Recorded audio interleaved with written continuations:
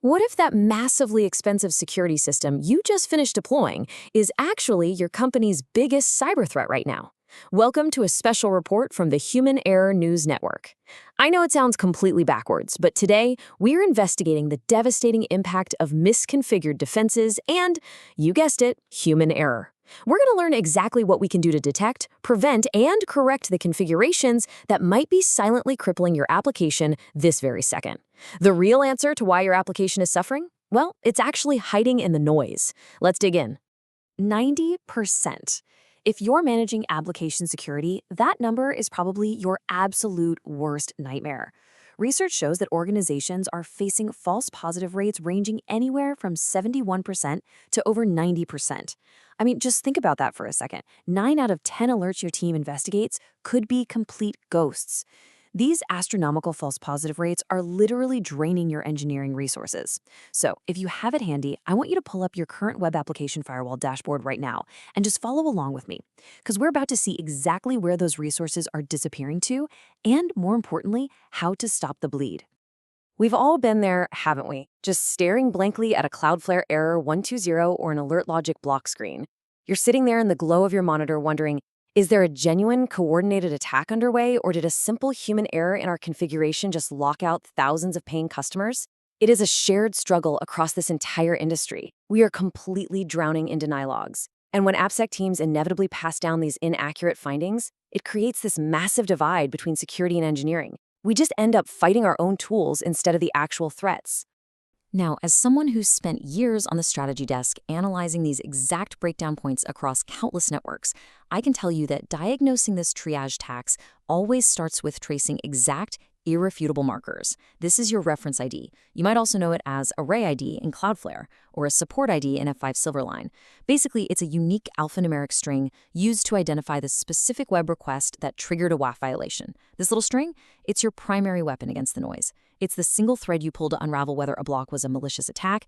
So how do we actually use it? Let's walk through the exact step-by-step diagnostic path an overwhelmed IT pro has to take to find a specific blocked event inside a massive haystack of security logs. First, you've got to locate the reference ID on the block page provided by the user. Second, and honestly, this is where human error trips people up all the time, you must convert the UTC timestamp of the error to your local time zone. Third, search the security events or deny log for that specific ID. And finally, assess the firewall rule that actually caused the block. Sounds simple enough, right? But the reality of why that rule triggered in the first place?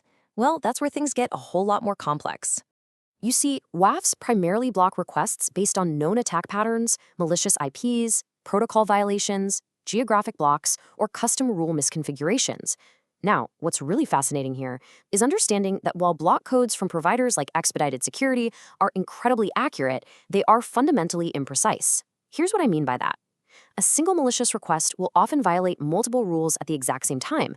Maybe it's a SQL injection coming from a blocked country using an anonymous proxy, but only one block code is actually logged. This single code obscures the full picture, meaning your automated defense might be reacting to the wrong signal entirely. Let's head back over to the strategy desk for a minute and break down what we call the IP reputation trap.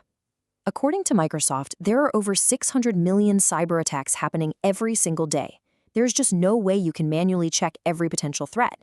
So naturally, we rely on IP reputation signals, high spam volume, failed logins, bulletproof hosting.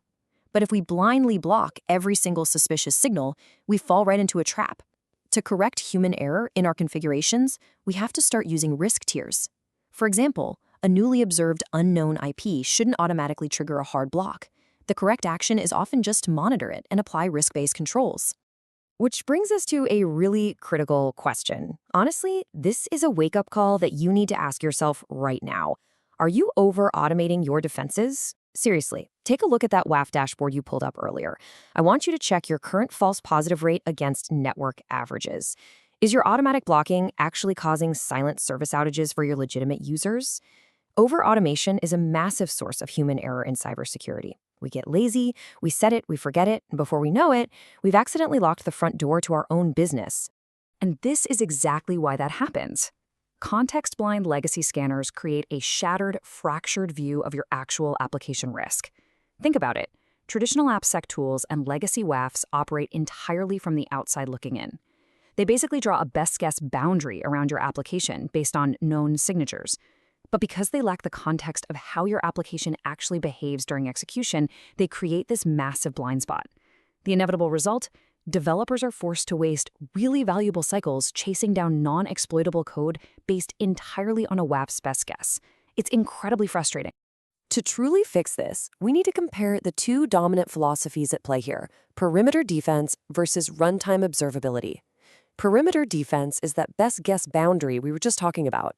It uses signature engines that generate those massive 90% false positive rates. It's essentially like throwing darts in the dark. Runtime observability, on the other hand, is all about surgical precision.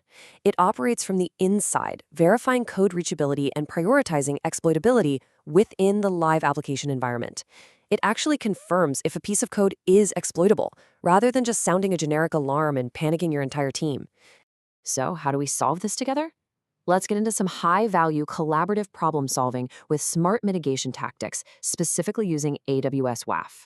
Instead of immediate blind denials, which is exactly where the human error of over-automation bites us, we can throttle or challenge traffic. We can target specific paths with scope-down statements so we aren't just blanketing the whole site. We can apply rate-based rules specifically for login pages to stop brute force attacks. We can implement CAPTCHA instead of just blind blocking an IP. We can explicitly allow verified bots like Google and create IP exceptions for known trusted users. This right here is how you intelligently refine your defense. And that leads us to the most powerful takeaway from this entire special report. Quote, by replacing noise with runtime context, you don't just secure the application, you accelerate the business. This is your roadmap moving forward. Your goal shouldn't just be stopping attacks. It should be delivering pre-vetted, high-fidelity findings directly into your developer workflows. When you remove the need for manual cross-referencing and stop burying your engineering team in false positives, you don't just restore trust in your security tooling, you restore your company's forward velocity. I want to leave you with a completely different way to look at your current security posture. Think about this. If 99% of attacks never actually find an application vulnerability, who are your rules really blocking right now? Are you stopping sophisticated hackers, or are you just stopping your own momentum? I challenge you to look at your WAF settings today. Implement just one specific runtime observability rule, or switch just one of your blind blocks to a CAPTCHA challenge. The truth about your application security is hiding right in front of you. You just have to stop looking at the noise. This has been a special report from the Human Era News Network.